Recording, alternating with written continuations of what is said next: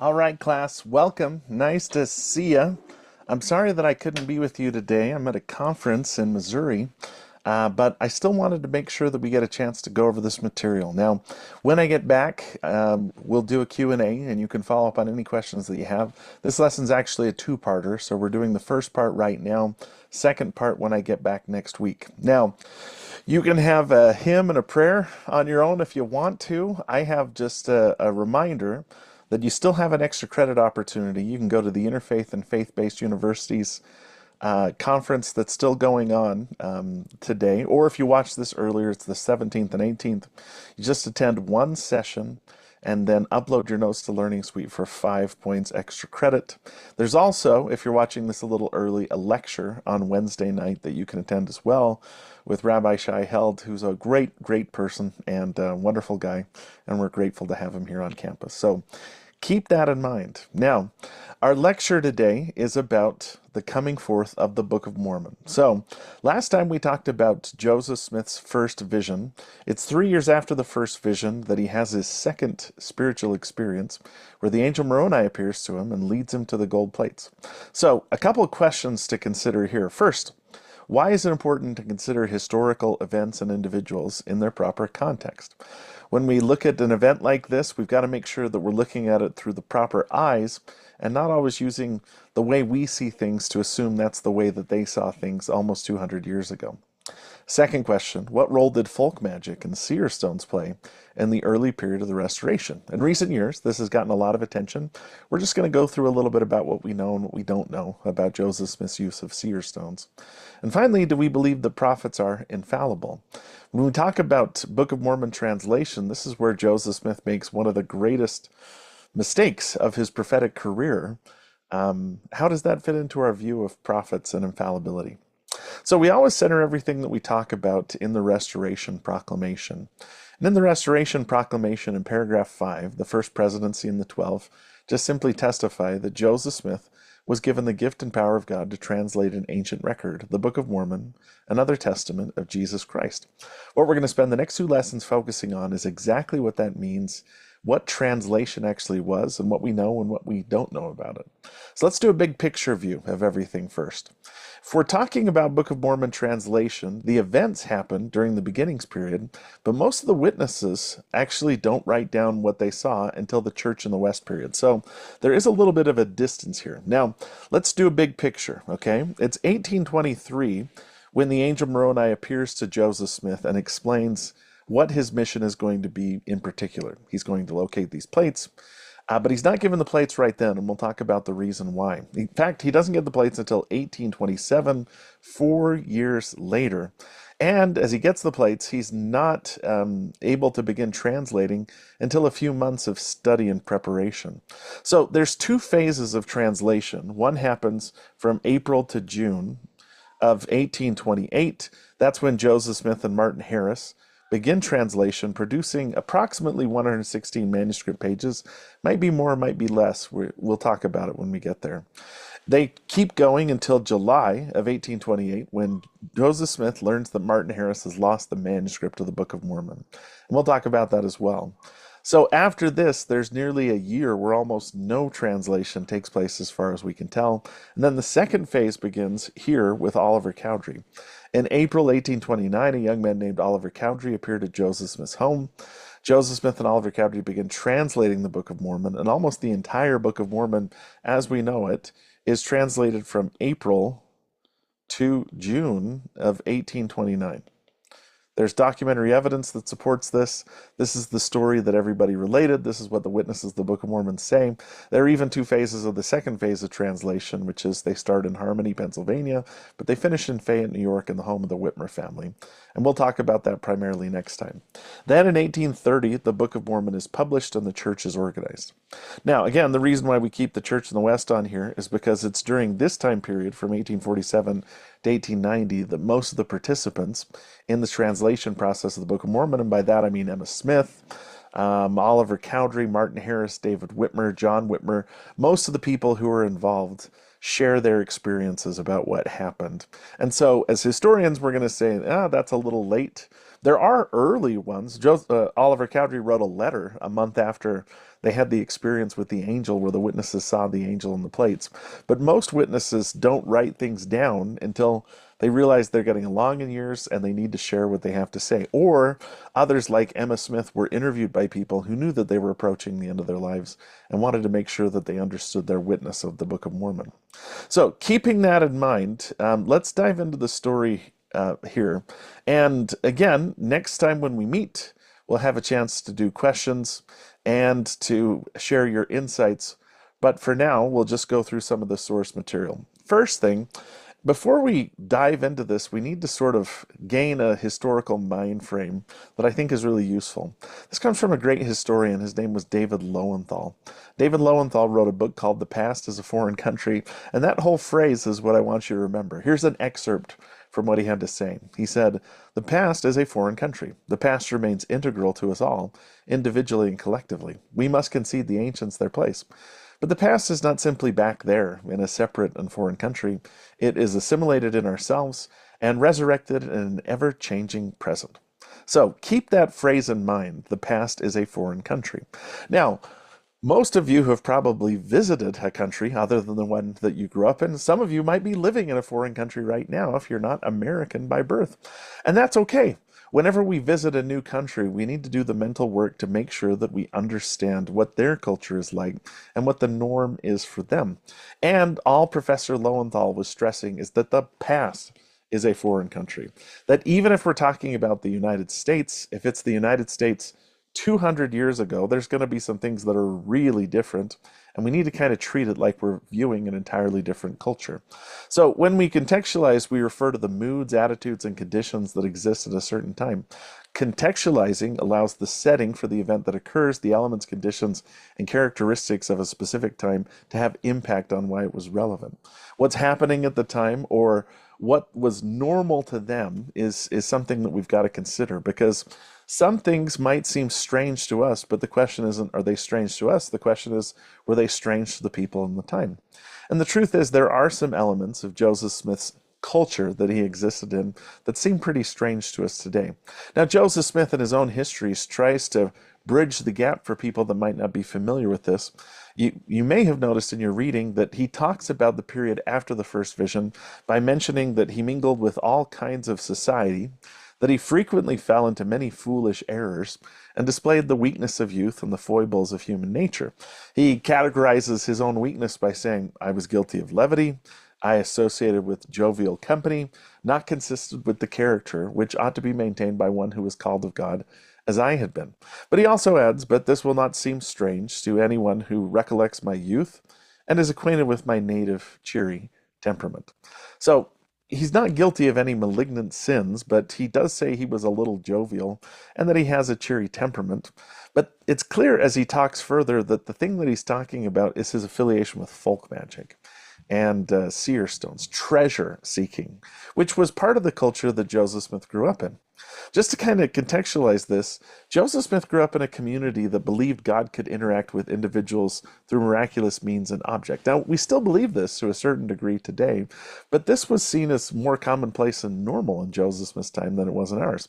For instance, in 1825, the Wayne Sentinel, that was the newspaper in Palmyra where Joseph Smith was living, reported that buried treasure had been found by, this is the wording, the help of a mineral stone, which becomes transparent when placed in a hat and the light excluded by the face of him who looks into it. Now that should sound familiar. If you read some of the accounts of Book of Mormon translation, this sounds a lot like one of the methods Joseph Smith used to translate the Book of Mormon. And I just want to point out that this is showing up in a contemporary newspaper like it's not a big deal, essentially, that you could use these kinds of things to carry out works like finding buried treasure. And one of the things that we have fragmentary records on, and we wish we knew more about, was that Joseph Smith apparently had some kind of instrument, a seer stone, that sources indicate he found perhaps on the Chase farm. The Chases were the Smiths' neighbors in 1822 when he was 16 years old. Now, the story is told by the Chases, who were somewhat antagonistic towards Joseph Smith, but also seem to believe that Joseph Smith had special abilities. They're the ones that say he was digging a well when he found this seer stone. And here's the craziest thing about this. We still have this seer stone. In 2015, the church historical department published photographs of this seer stone. And this wasn't the first time that we'd heard of it. In the early 20th century, B.H. Roberts, when he was church historian, wrote a comprehensive history of the church where he extensively described the seer stone. He said, the seer stone referred to here was a chocolate-colored, somewhat egg-shaped stone, which the prophet found while digging a well in company with his brother Hiram. And then he said it possessed the qualities of Urim and Thummim, since by means of it, as described above, as well as by means of the interpreters found with the Nephite record, Joseph was able to translate the characters engraven on the plates. So this seer stone probably is that seer stone. It fits the description. We have a clear provenance. And when I say provenance, I mean this. Historians, before they certify an object as being authentic, will usually ask for the chain of custody, who owned it. This particular seer stone was donated to the church, but the chain of custody looked like this. Apparently, when they were done translating the Book of Mormon, Joseph Smith gave the stone to Oliver Cowdery. When Oliver Cowdery passed away, the stone went to his widow, Elizabeth Whitmer Cowdery. Elizabeth gave it to their brother-in-law, Phineas Young, who then gave it to his brother, Brigham Young. And it's been in church custody ever since. It's such a short chain of custody that we think this is the authentic deal. Now, I can't tell you if we fired it up to see if it still works or not, but it does seem strange to a 21st century person that Joseph Smith would use a seer stone for a lot of different purposes. But again, the past is a foreign country. We have to go back and say, strange to us, was it strange to them back in Palmyra? And a couple of great historians, Nick Frederick and Mike McKay, actually went back and searched through contemporary records and found out that there were about 11 people in Palmyra, from the sources we have, that say that they had seer stones. These seer stones could be used for things as fantastic as finding treasure, or things as mundane as finding the right place to dig a well on a property. But it does seem like this was part of the cultural environment that Joseph Smith grew up in. And as further evidence of that, Joseph Smith and his mother, Lucy Mack Smith, who writes one of the best early histories of the prophet's life, both mention the seer stone and talk about its use, but in a somewhat apologetic sort of way. They felt embarrassed, Joseph and his mother did, that Joseph had used his gift with the seer stone for monetary gain. In fact, this is the way his mother describes it, okay? She said, a short time before our house was completed, and I'm filling in context here, but the Smiths were building a frame house when Joseph's brother Alvin passed away, which was a major blow to the family. First of all, they loved Alvin. Second, Alvin was contributing a full adult wage to the family, and so they lose a little bit of money when they're in the midst of building this house for the family. In the middle of this, Lucy mentions that a man by the name of Josiah Stoll came from Shenango County, New York, to get Joseph to assist him in digging a silver mine.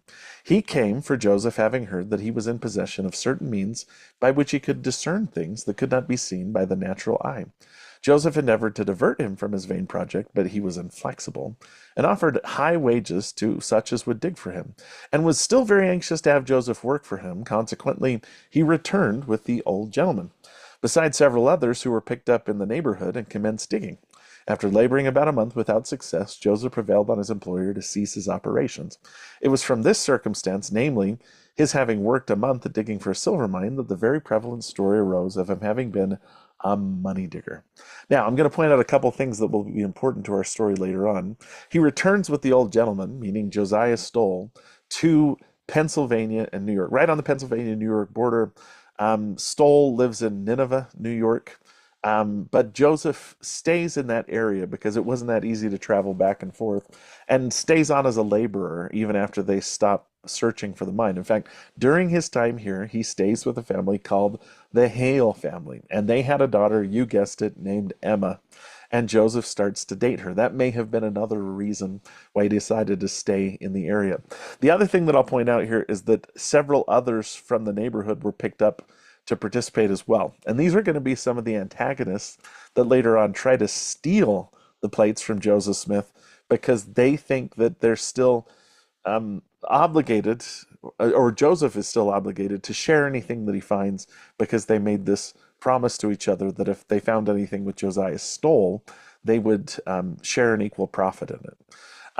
Okay, so that's part of the context. This happens when Joseph Smith is around 16 or 17 years old. Joseph Smith is completely open about it. He shares it in his history that he writes in 1838.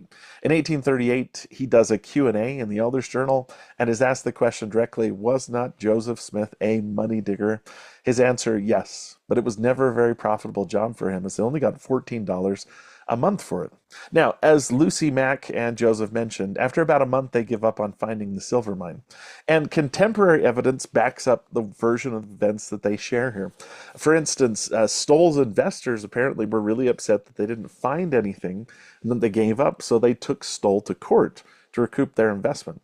This is a bill to pay for the justice of the peace who presided over the court. And you can see right here, one of the very first signatures of Joseph Smith that we can find is actually on this bill signed here.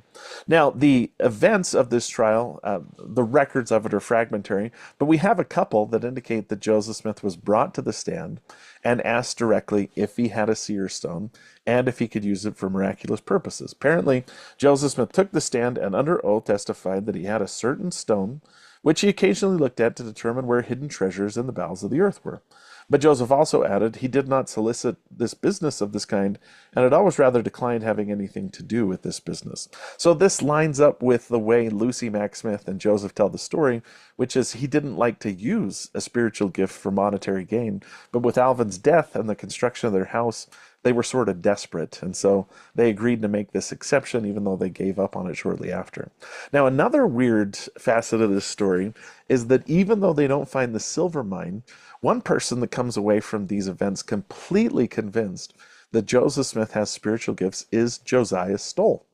Records from the trial indicate that Josiah Stoll came away completely convinced that Joseph Smith was really a seer. In fact, Stoll talked about how when he first went to enlist Joseph's services, he tested Joseph. He asked Joseph to look into a stone, and then Joseph described Stoll's house, his outhouses, and even a tree with a hand painted on it.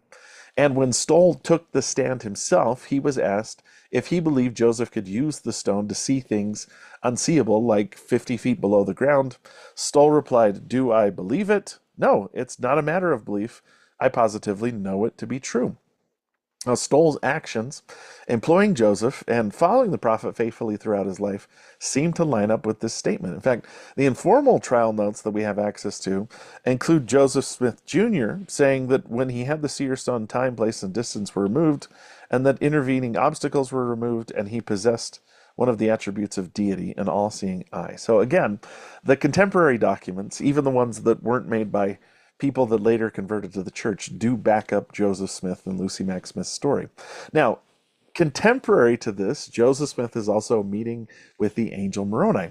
Moroni comes to him before Alvin passes away, before all this stuff happens with Josiah Stoll, on September 21st, 1823, which we just celebrated the 200th anniversary of a little while ago.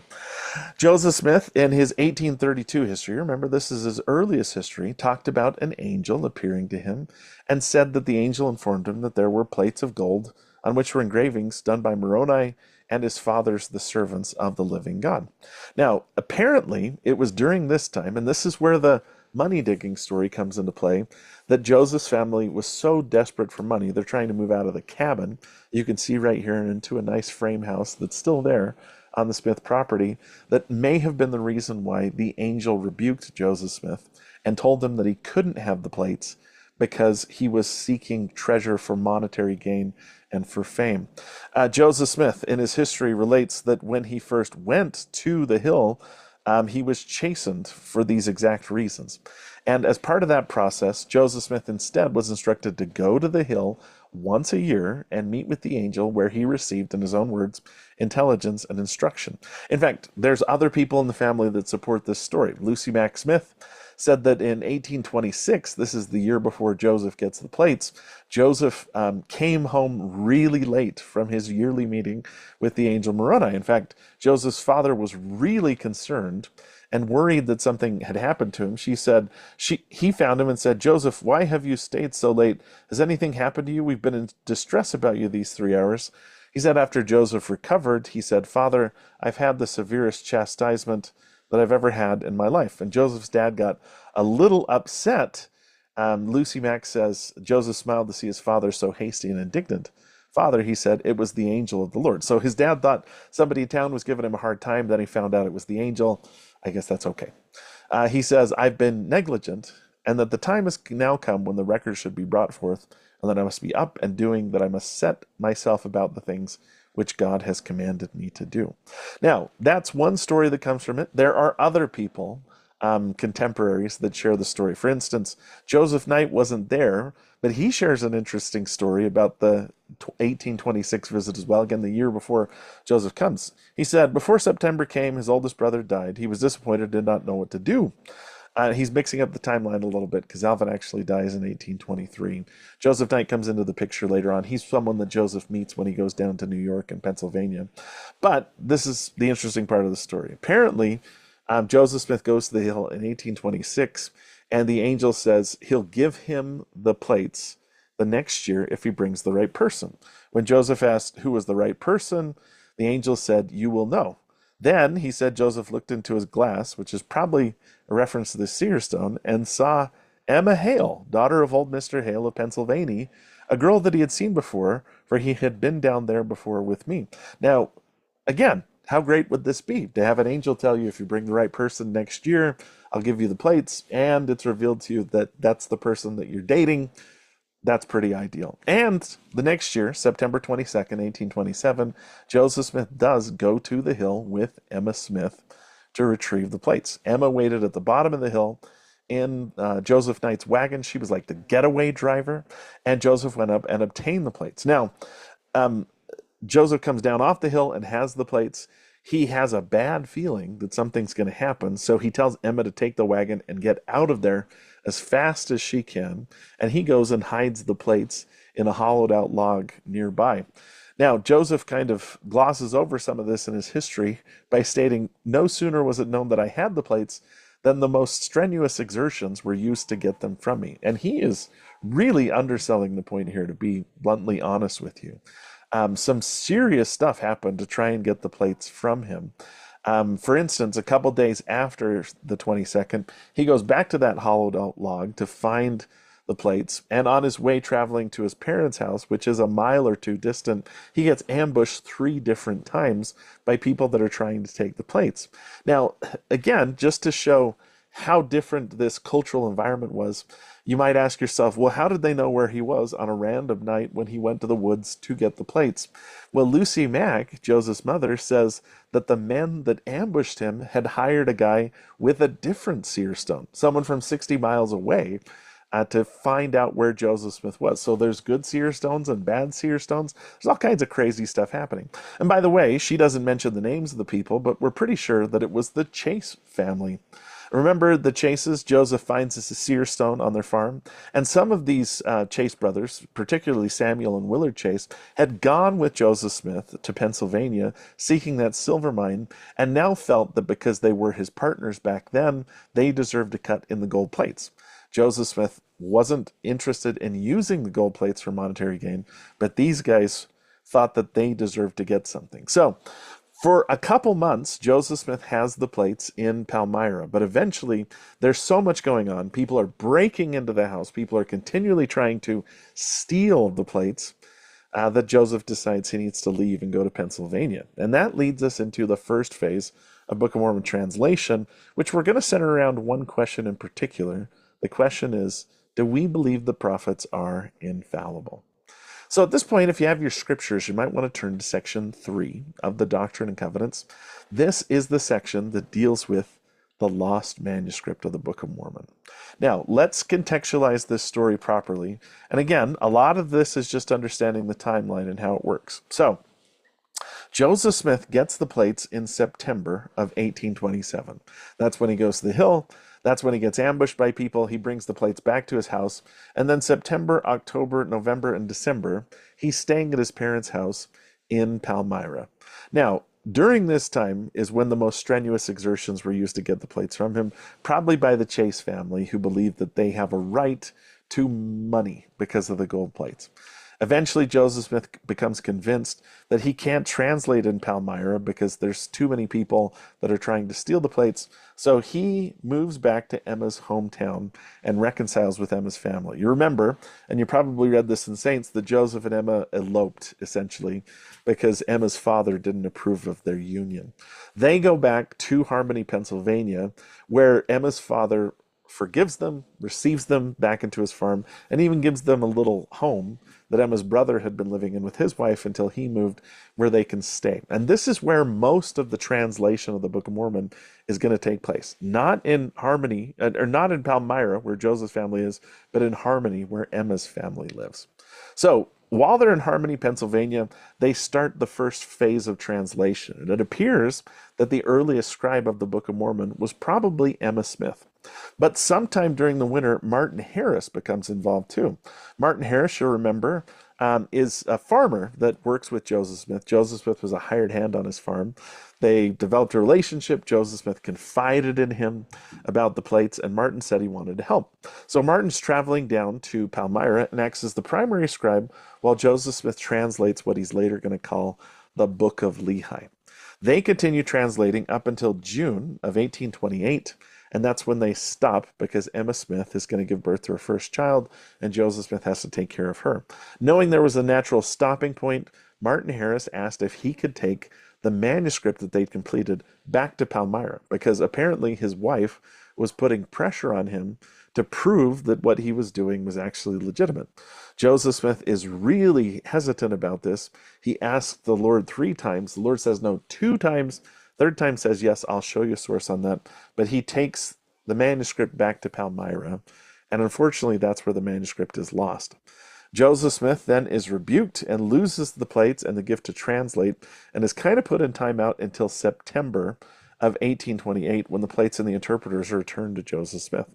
Now, for the next year or so, Joseph Smith barely translates. He may have had kind of a crisis of confidence, but then when Oliver Cowdery shows up, he really starts to cook, and that's when almost the entire Book of Mormon as we know it was completed. Now, a couple things. Martin Harris may not have been as skeptical as we think he is.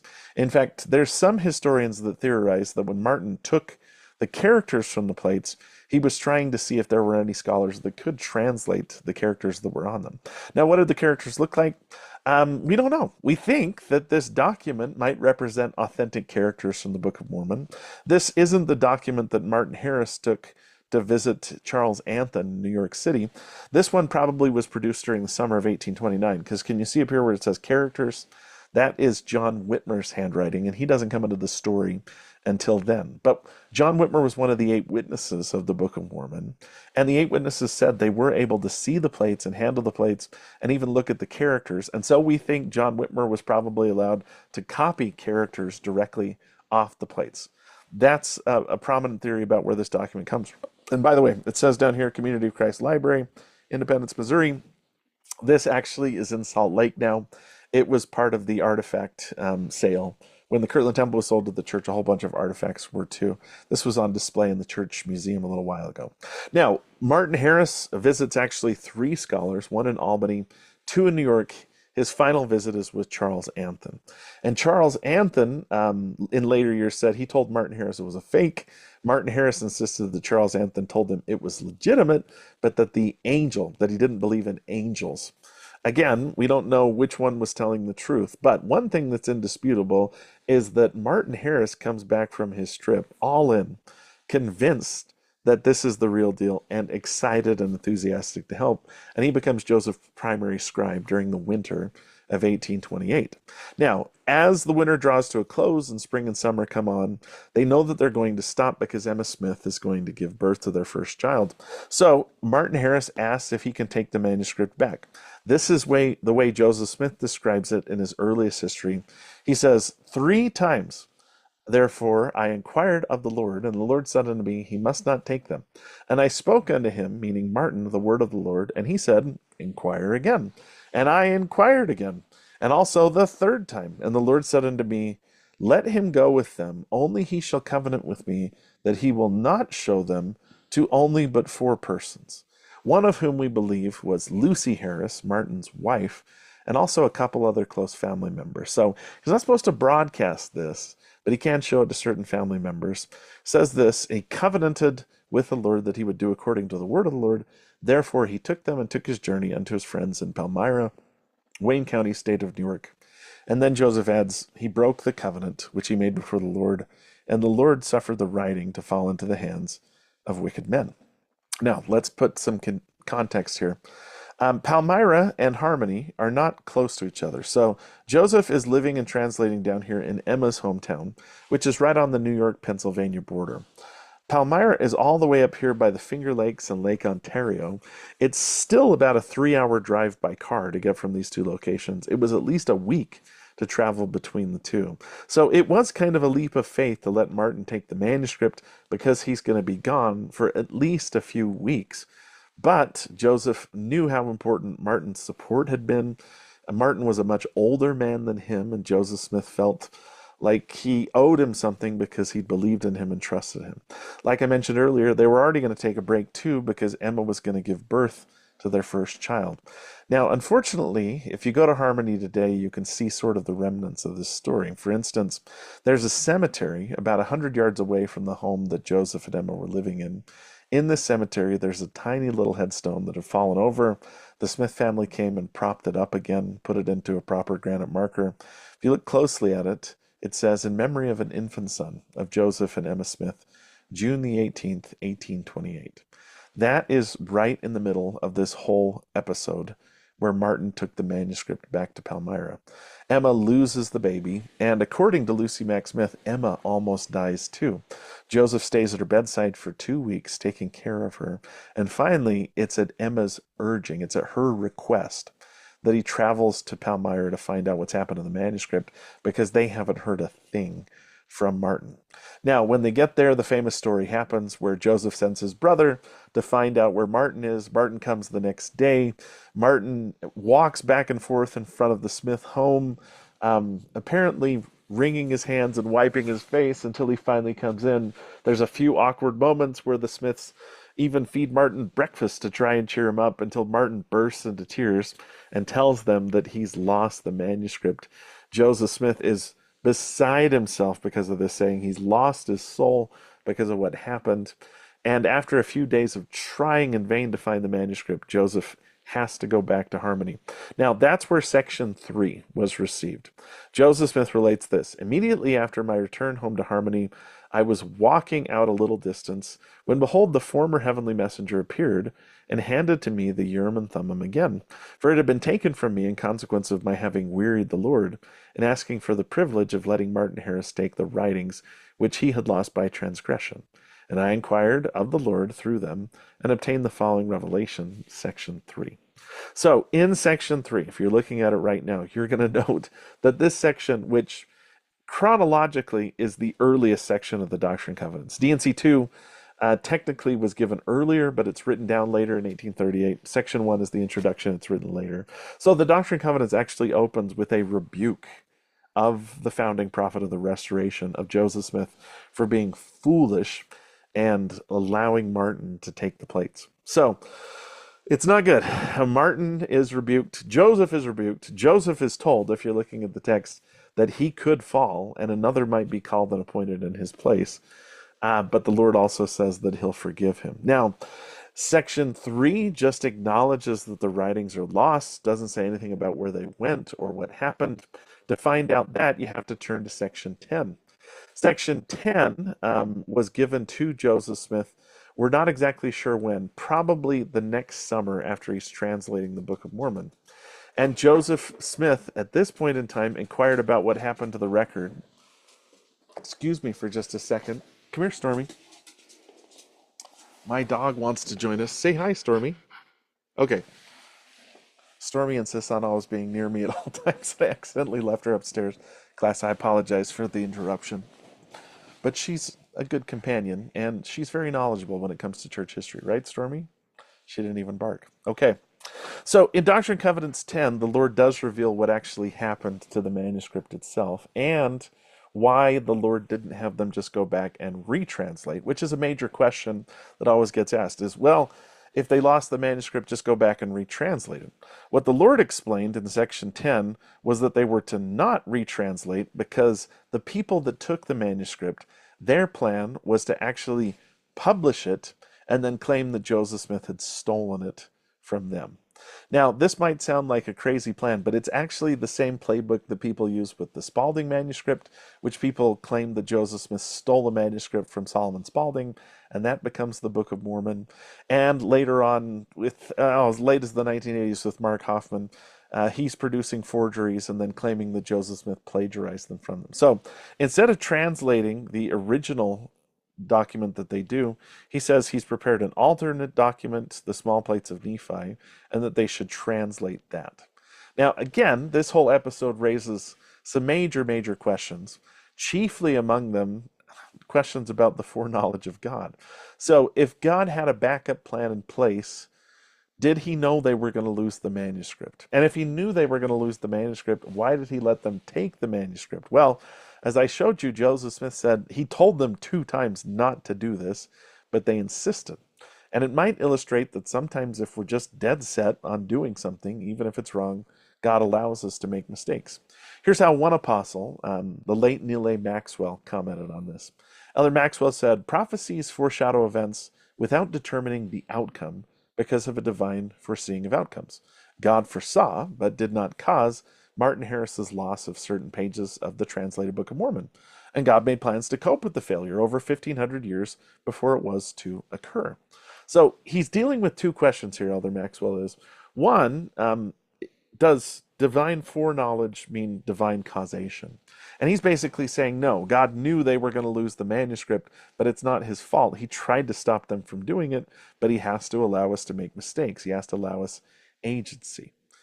Secondly, God knew that they were going to lose it, so he had a backup plan in place. So does that mean that they didn't have agency? They were just following a preset path?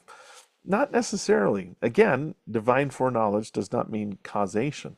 Elder Maxwell says this: "It should not surprise us that the Lord, who notices the fall of each sparrow and the hair from every head, would know centuries before how much money Judas would receive, 30 pieces of silver, at the time he betrayed the Savior." Meaning, the Lord had literally put a prophecy in Zechariah that the Savior would be sold for 30 pieces of silver. Does that mean he caused the Savior to be sold to the Jewish officials? No. Just means he knew it was going to happen, but he chooses not to interfere. He said, quite understandably, the manner in which things unfold seems to us mortals to be so natural. But then he adds this principle: our not knowing what is to come in the perfect way that God knows it preserves our free agency completely. So, yeah, God knows everything. We believe that. That's scriptural. That's a teaching of the church. But God knowing everything doesn't mean that we're not capable of free will, that we're just following a script that God has written. God chooses to intervene when he does and when he doesn't. In this particular case, he tried to intervene, then he allowed them to utilize their agency, even though he knew it was going to cause a gut-wrenching moment for both Joseph Smith and Martin Harris. Now, what do we know about what was actually lost? Just about everything we know that's reliable comes from the Book of Mormon itself. This is the preface to the 1830 Book of Mormon. And in the preface, Joseph Smith deals with the fact that the manuscript was lost and gives us some information about it. He uses the term 116 pages to describe the manuscript. He says, "which I took from the Book of Lehi, which was an account abridged from the plates of Lehi by the hand of Mormon, which said account some persons or persons have stolen and kept from me, notwithstanding my utmost exertions to recover it again." Now let's unpack this just a little bit. 116 pages is the figure Joseph Smith uses here in his 1832 history and pretty consistently. We're not totally sure if the lost manuscript was 116 pages, and here's the reason why. The earliest full complete copy of the Book of Mormon that we have is called the printer's manuscript of the Book of Mormon. You might remember it was sold a few years ago for around $35 million. Well, in the printer's manuscript, the material from First Nephi to Mosiah that replaced the lost manuscript was 116 pages long. And that seems like too amazing a coincidence to account for. So keep in mind back then they didn't have automatic digital pagination. So Joseph Smith may have sent the manuscript with Martin, not knowing how many pages they actually had. And when he was trying to figure out for the preface of the Book of Mormon how many pages, he just counted the replacement pages and used that as his estimate. The second question is, what was actually in the manuscript? Well, here Joseph Smith describes it as the Book of Lehi, but also says it was abridged by Mormon, meaning it's probably different than what we have right now in a number of ways. First, you might have noticed that around the Book of Mosiah and the Book of Mormon, all of a sudden, instead of a first-person narrator, instead of I, Nephi, you've also sudden got a third-person omniscient narrator, and thus we see, and they did all that kind of stuff. What we lost was Mormon's abridgment, meaning it would have been Mormon abridging the early contemporary history of his civilization. We don't know if it contained a lot of spiritual teachings or if it was about wars, complexities, politics. Mormon seemed like he really liked those things, but there's no way to know until we get more information. We just know that it was Mormon's abridgment of what Joseph Smith called the Book of Lehi. So if we're trying to account for what was lost and what was gained, let's run through a couple things. Around 116 pages were lost. It's Mormon's abridgment. It probably, knowing Mormon's later patterns in the Book of Mormon, had to do with the higher government of the Nephites, of which the small plates have almost nothing, except Nephi says he became a ruler and he defended his people. And then there's a few things here or there. What did we get? Well, we got the small plates of Nephi, which were a different record. These ones are first person because they're like a personal journal. So instead of, and thus we see, it's I, Nephi, did go and do. And so on and so forth until we get to Jacob, and then all the way down to Chemish and Omni and people that only put in a few short lines because the plates were running out of space. Now, I don't know what's in the lost manuscript, but I know what's in First Nephi to Omni is pretty good stuff. The Book of Lehi was an abridgment. The book, or the small plates of Nephi were unabridged. They were primary source material taken by Nephi and those who followed. And they contain some of the most profound teachings in the Book of Mormon. I mean, if this hadn't happened, we might not have phrases like, I will go and do the things which the Lord has commanded, or I did liken all scriptures unto us, or that statement that answers the very purpose of life, Adam fell, that men might be, and men are, that they might have joy. Or this really, really powerful passage found in 2 Nephi, he inviteth them all to come unto him, and partake of his goodness. He denieth none that come unto him, black and white, bond and free, male and female, and he remembereth the heathen, and all are alike unto God, both Jew and Gentile. So did we get the better end of the deal? I kind of feel like we got the better end of the deal. Again, until I can see the lost manuscript, I don't know if we got the better end of the deal or not. And there are a few things floating around there, like a man named Fayette Lapham said that he had spoken with Joseph Smith's father and been given details about the lost manuscript, but none of that is really substantive enough for us to place any money on it, if that makes sense. This is the first phase of Book of Mormon translation. Like I said, after the manuscript is lost, there's a huge pause, and that's where we're going to pick it up next time. But what did Joseph Smith learn? Well, he later on says this, I made this my rule. When the Lord commands, do it. And there are other occasions, maybe occasions in your own life, where you were told again and again and again, this isn't the right thing to do, but you did it anyway. If you did, repent. Joseph Smith made mistakes. The answer to the question of do we believe prophets are infallible is no, we don't think prophets are infallible. We think they can make mistakes. If I were to rephrase the question to say, are prophets infallible when they're acting as prophets? The answer is no. Joseph Smith was acting as a prophet in this case. There might not have been a church, but he was acting in prophetic office, and he just made a mistake. People make mistakes. It's not a question of whether or not you're going to make mistakes. You will. The real question is, how do you react when you make a mistake? Do you repent? Do you try to fix things? Do you go to work putting things right like Joseph Smith did? Or do you sit there and kind of stew in the mistake, let it affect you, let it make you think that you're not worthy, that you can't continue on with the work of the Lord? No, that's not how we do things. And Joseph Smith was able to recover from this, and because of it, we do have the Book of Mormon today, which is our most important witness of Jesus Christ scripturally. So, a lot of things to process here and keep in mind. What I want you to know basically is that if you make a mistake, you can repent. If you mess up, the Lord will forgive you. That happened to Joseph Smith. It happens to all of us, happens to me, happens to you. My testimony is that Joseph Smith remained a prophet of God even though he made mistakes. And my testimony to you is that when you make mistakes, if you repent, God will forgive. Okay, that was part one of Book of Mormon translation. When I'm back, we'll talk about part two, where things really get moving with Oliver Cowdery, the Whitmer family, and a bunch of other interesting characters that are going to fill in the story. So have a great weekend. Enjoy your day off from class.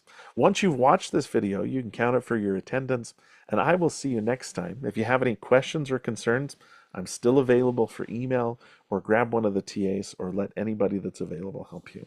I'll see you next time. Until then, be safe. Goodbye.